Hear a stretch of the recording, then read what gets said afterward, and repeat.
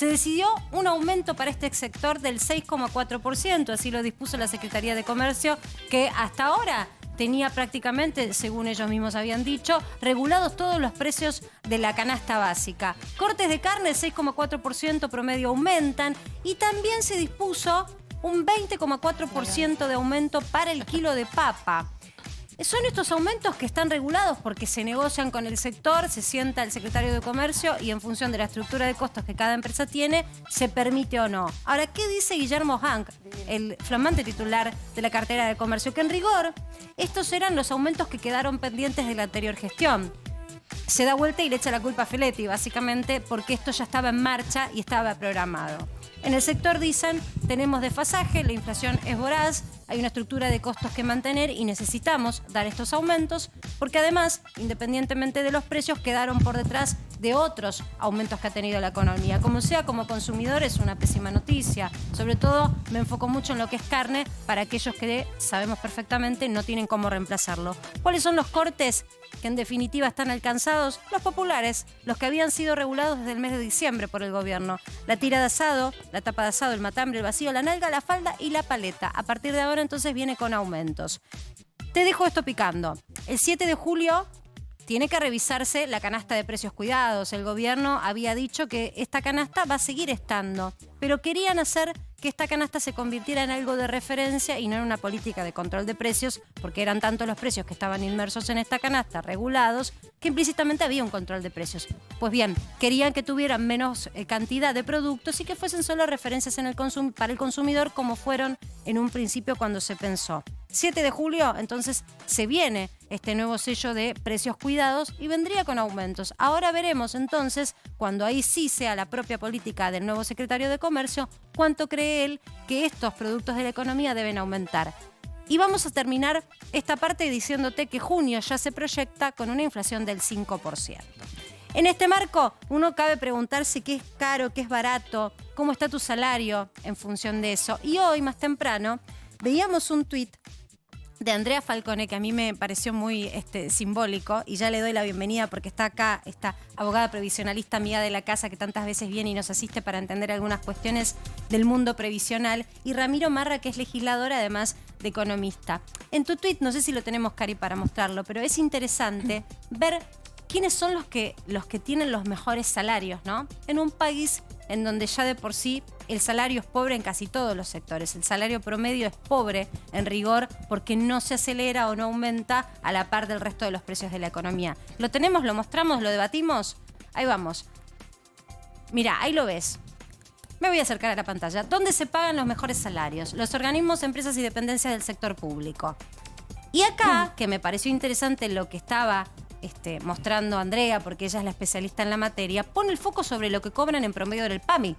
Esta información, que es el salario promedio bruto, es decir, no es neto, no es de bolsillo, pero bueno, es un salario bruto, en donde el PAMI, ahora me vas a contar, Andrea, de dónde surge esta información, según la información que vemos, el promedio es de casi 430.000 pesos.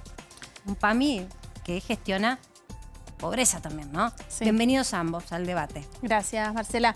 Sí, a mí me impactó porque ver cómo yo estoy trabajando mucho todo el tiempo con las jubilaciones mínimas y las jubilaciones promedio, cosa que me preocupa bastante porque la jubilación mínima está en 37.000 pesos, que es lo que siempre estamos mirando, pero la jubilación media está en 56, cuando la máxima está en 250. O sea que básicamente hay un achatamiento de la pirámide muy fuerte.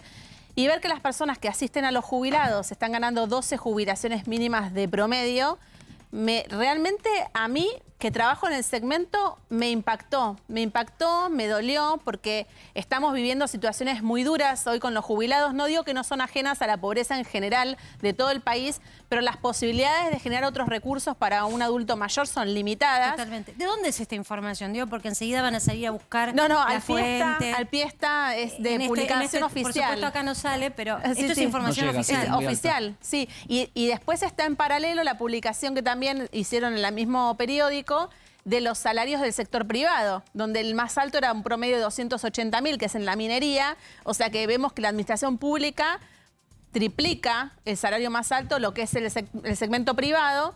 Entonces ahí vemos esta dicotomía de cómo podemos sostener un Estado con un gasto público semejante que está completamente alejado de lo que es el segmento privado. Te voy a decir un punto acá, porque vos hablas de Consejo de la Magistratura y tantas veces hablamos de los magistrados, de los jueces y exacerbamos muchas veces pensando que ganan tanto dinero. Algunos sí ganan un montón. Y vos mirás y decís, pará, porque yo veo Corte Suprema, Consejo de la Magistratura, y está por detrás del promedio de sueldo de PAMI. Sí. Es descabellado, digo, porque es bastante qué más. Caro y qué barato, siempre tenés que comparar con algo. Entonces yo digo, cuando vos mirás, yo miré todo, y ni que hablar, voy a ir un paso más adelante, sumo el debate. La AFIP, promedio de salario, e insisto, yo quiero que todos los trabajadores, los de la AFIP, ganen eso y mucho más. El tema es que queda desfasado, en rigor, cuando vos mirás el sueldo promedio de todos los argentinos. En la AFIP, el sueldo promedio es casi de 560.000 pesos. Esto es base de empleo pública. Y es información oficial, no hay nada tergiversado. Por supuesto que hay promedio, hay gente que gana muchísimo menos en AFIP y hay gente que gana muchísimo más. Es un promedio. Es un promedio, perdón, en el caso de PAMI de 13.000 empleados, ¿no? 13.000 empleados. Bueno, a ver. 13.000 empleados y esto es el promedio. El promedio, cuando O sea, comercio, claro. el promedio que son gana mucho 100.000 más. pesos, ¿no? Comercio, 100.000 pesos. Ahí voy, Rami. Creo que diste en el acierto al decir, hay gente que gana mucho más, porque esto es el promedio. Claro. O sea, uno se impacta con estos números que serían los sueldos más altos. En mi interpretación, si Hay lo veo, gente que te va si a yo no ganar veo el un título, millón de pesos claro, seguro. si yo no veo el título, digo, bueno, estos son lo que ganan los directores del PAMI, lo que ganan, o sea, los directores de AFIP. No, son los sueldos promedio. Entonces hay gente que gana más. Ahí te das cuenta de la distorsión que tenemos en la Argentina. O sea, el problema es que también los argentinos ganan poco. Porque capaz, como decimos, Ese es el problema. capaz hay trabajadores ahí que se merecen ganar eso. Y la realidad lo que está pasando es que el resto está ganando poco. ¿Por qué? ¿Por qué pasa? Porque atrás de todo esto, lo que se demuestra, hay que hay una mala administración. Y a partir de ahí surge la inflación y la consecuencia de que los privados sufran. Totalmente. Miren, chicos, acá también tenemos radio y TV pública. A todos nuestros colegas del servicio público, realmente no dudamos que se merecen estos sueldos, pero 367.000, casi 370.000 pesos de sueldo bruto, quienes hacemos periodismo sabemos que es una situación que no se ve en los medios. Yo los miro a mis compañeros, todos han trabajado, otros también trabajan en otros medios. No son los sueldos que en este sector que nosotros conocemos se ganen como promedios.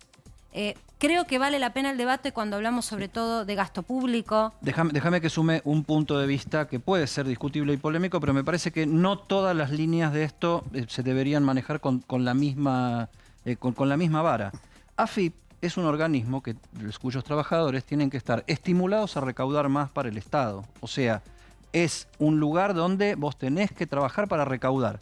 En el PAMI, pero espérate. En el PAMI, es que no están así, Eddie. En el PAMI vos No tenés que están trabajar así. para redistribuir. Permitime Son corregir una trabajos parte. distintos. No, en la AFIP una parte del sueldo queda a disposición de lo que recaudan. Entonces, si la recaudación tributaria es baja, ganan menos. Es justo decirlo. Como decimos una cosa, decimos la otra. Si tienen una buena performance y hacen una buena recaudación tributaria, eso es lo que digo. eleva el sueldo. Pero si tienen mala recaudación, baja. Eso lo pasa en otros organismos del Estado. Bueno. A vos no te bajan el sueldo si, por ejemplo, en el PAMI no haces una buena prestación. Eso es lo que digo. Trabajar a resultado. El lugar donde más se trabaja a resultado en el Estado, tengo entendido Sí, que es es AFIP. la AFIP.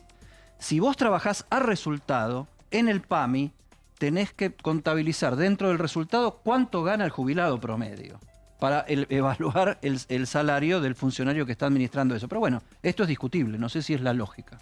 Sí, creo que en general lo que vamos a estar viendo es qué hacemos con este Estado en esta situación donde tiene una gran cantidad de salarios muy altos para los que están trabajando, salarios muy magros para los que están retirados, pero en una situación que yo siempre invito a ver lo que viene, ¿no? Somos un país que vive mucho en la coyuntura, en lo que está pasando ahora. No, nos cuesta mirar a 10, 15 años. Yo digo, el sistema previsional, cuando me preguntan cómo vamos a hacer, no sé, está en una situación crítica, casi terminal, pero porque no estamos viendo lo que pasa en el mundo, que se invierte la pirámide demográfica. Vamos a tener en el 2036 más adultos mayores de 60 que menores de 9 años. Y esta situación es muy compleja con estos salarios, con jubilaciones magras y con 50% de informalidad laboral. Vos decías lo de la FIP. 50% de informalidad laboral. La FIP ahí no está. ¿Cómo vamos a nutrir un sistema previsional cuando tenemos un aportante 0,5 activo por cada jubilado y deberíamos tener 4? ¿No? Esto es insostenible. Entonces, ¿hacemos algo, lo abordamos, lo trabajamos, lo planificamos o vivimos en la coyuntura y sustentamos el gasto? Me dirá Ramiro, pero yo creo que imprimiendo. Ya seguimos porque tenemos información de último momento.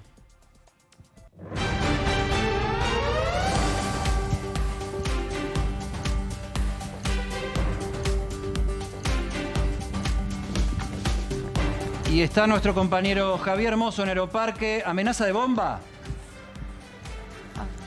Hola Eddie, Marce, ¿cómo están? Buenas noches. Hola. Se pensó eso en un momento porque a las 5:20 de la tarde, de repente alguien se olvidó en un sector del Aeroparque 2 carriones y un bolso. Inmediatamente se pusieron los protocolos de la PSA en funcionamiento. ¿Y eso qué requiere? Ese video que ustedes están viendo en ese momento, en este momento. Personal de la PSA empezó a prepararse, se puso esos elementos, esa ropa especial para actuar en consecuencia ante un posible artefacto explosivo. En este mismo lugar se ve a ese personal acompañado por otro poniéndose el traje indicado, ese traje para tratar de contener a una posibilidad de un artefacto explosivo. Se cambió esta persona, caminó estos pasos, unos 10, 12 pasos aproximadamente, hasta lo que es el box 17 de la TAM, y ahí encontraron, previa denuncia de gente que pasaba por el lugar, al ver esos 2 carriones, esas 2 valijas con ruedas y ese bolso de mano abandonados en este sector, se puso el protocolo en funcionamiento. Ahora van a ver probablemente otro video donde se ve esa persona, ese personal de la PSA que estaba cambiándose. Bueno, esa persona en ese momento actuando en este lugar y revisando que no fuese ningún artefacto explosivo el que estaba acá. Ahora, que finalmente no se descartó que no hubiese nada. Finalmente se descartó que fueran explosivos. Absolutamente. Se descartó absolutamente, pero a ver, yo me pongo a pensar y les hago la pregunta a ustedes. Por un olvido, todo el funcionamiento de emergencia que se tiene que poner en consecuencia. Porque ¿qué es lo que pasó? Y me imagino la todo gente esto está vacío. Me imagino la gente que iba ahí para tomarse un avión, ya con las dudas de decir sale o no sale por el tema de la niebla, y se encuentra Tal cual, con con la niebla. el personal aeroportuario poniéndose trajes antibomba. Exactamente. Y la evacuación de la gente. ¿A cuánta gente se llegó a evacuar?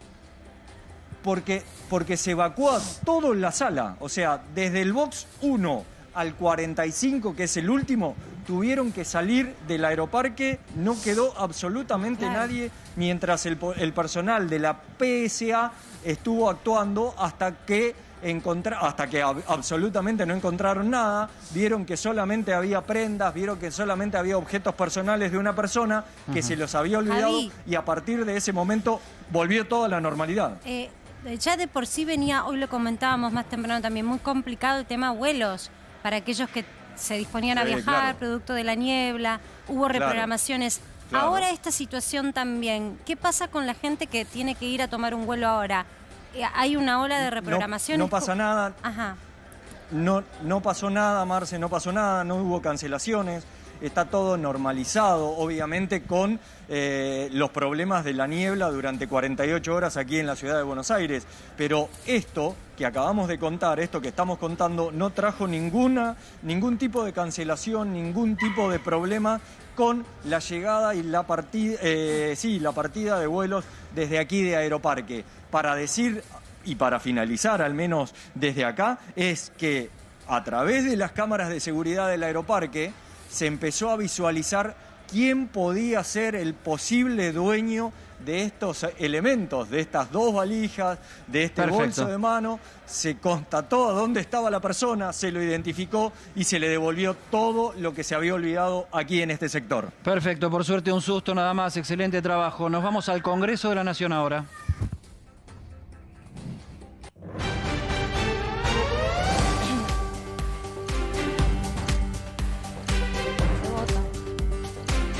Cristian Balbo, querido, ¿cómo estás? Mira, ahí estás con Martín Tetaz. ¿Qué tal?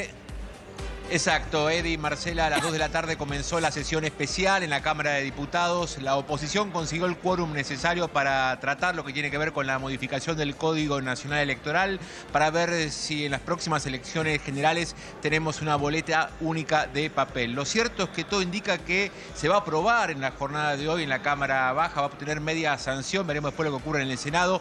Pero para más detalles estamos con el diputado Martín Tetaz. Bueno, todo indica que se va a aprobar. ¿Qué beneficio va a tener el electorado con este sistema? Bueno, buenas noches. Primero Hola, para Martín. Eddie y para ¿Cómo la gente andás? que está en la mesa. ¿Cómo están? ¿Qué tal, Marcela? ¿Cómo estás? El principal beneficio es que todos los electores van a encontrar su preferencia política en el cuarto oscuro cuando vayan a votar. Masivamente todo el mundo que ha ido a votar alguna vez ha escuchado o ha sufrido directamente la falta de boletas de alguno de los candidatos que prefería, muchas de las veces en partidos minoritarios, otras de las veces en partidos importantes, pero que en distritos grandes del Gran Buenos Aires, por ejemplo, no llegan a poner fiscales.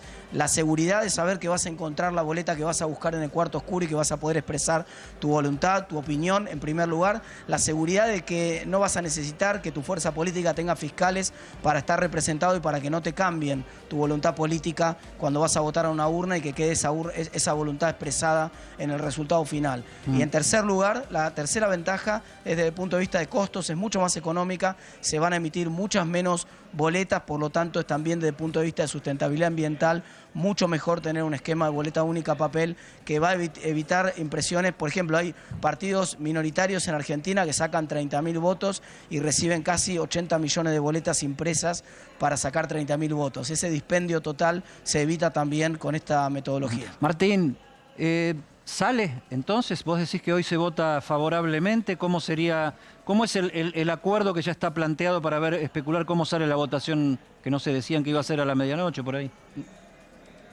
No, probablemente sea más temprano, Eddie. Estimamos que va a ser alrededor de las 10 de la noche.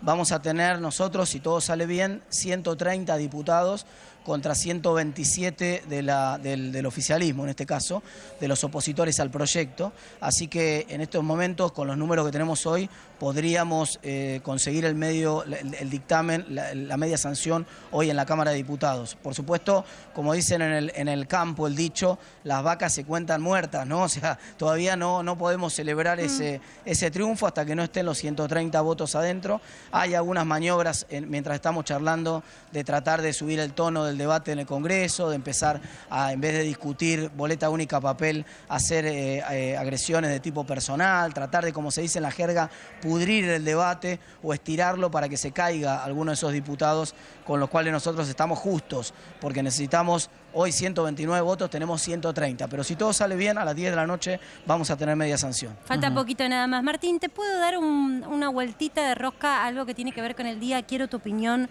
Una de las referentes del PRO, Patricia Bullrich, hoy propuso eliminar los planes sociales y ella habló de un esquema de 6 meses.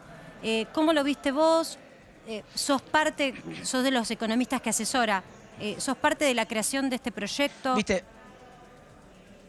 ¿Viste cuando todos hablan del problema de la deuda en Argentina y nosotros, o yo particularmente, siempre digo que hay que hablar primero del déficit porque el déficit es lo que causa la deuda? Pero claro, es menos políticamente correcto hablar del déficit porque implica discutir qué recorte vas a hacer. Sí. Bueno, lo mismo pasa con los planes sociales. Para hablar de planes sociales, primero hay que hablar del mercado de trabajo en Argentina. Si Argentina no crea empleo, como está pasando ahora, hace 11 años prácticamente que no hay creación de empleo privado registrado en Argentina, vos tenés 250.000 personas por año que tendrían que estar trabajando y no lo están. Casi hemos acumulado, Marcela, entre 2,5 millones y 3 millones de trabajadores que tienen problemas en el mercado laboral. 1,2 millones tienen hoy uno de esos planes sociales. Por lo tanto, hasta que nosotros no dinamicemos el mercado de trabajo, hagamos una ley de emergencia laboral para las pymes, vos la y tenés resolvamos el problema laboral en Argentina, números. No tiene sentido discutir eso.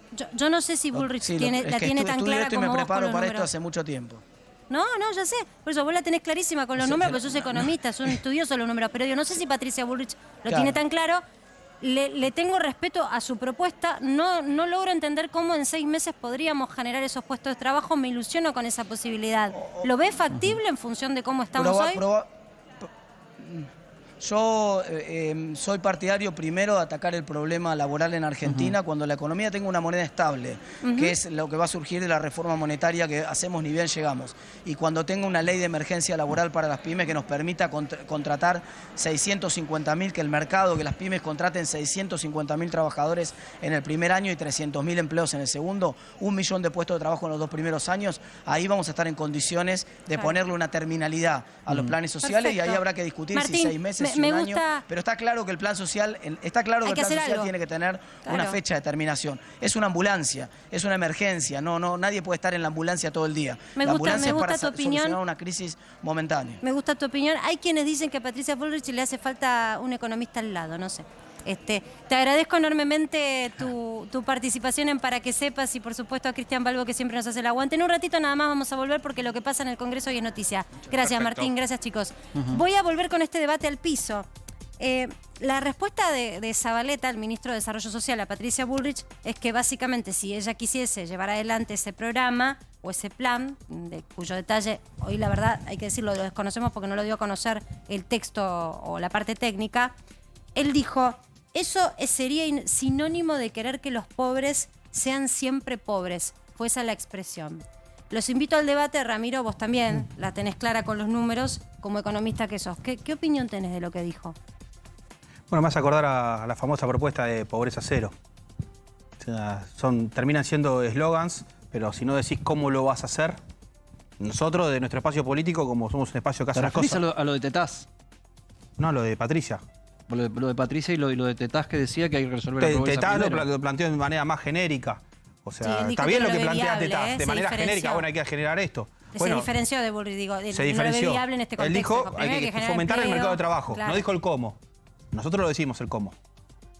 Hay que destruir el gasto público. ¿De dónde se destruye el gasto público? Del gasto político. No hay que atacar lo social primero. Primero hay que atacar lo político. Hay que ir a todos esos gastos, todos esos programas que hay dentro del gobierno nacional que nadie sabe qué beneficio le genera a la sociedad. Solamente que justifican la existencia, por ejemplo, de 20 ministerios que no tienen sentido de que existan. Cuando se habla de reducir a los ministerios, no se habla de sacar al ministro, a su chofer y a sus 3 secretarias. Se habla de algo mucho más profundo, de programas que hay ahí adentro, que es para justificar la existencia del ministro.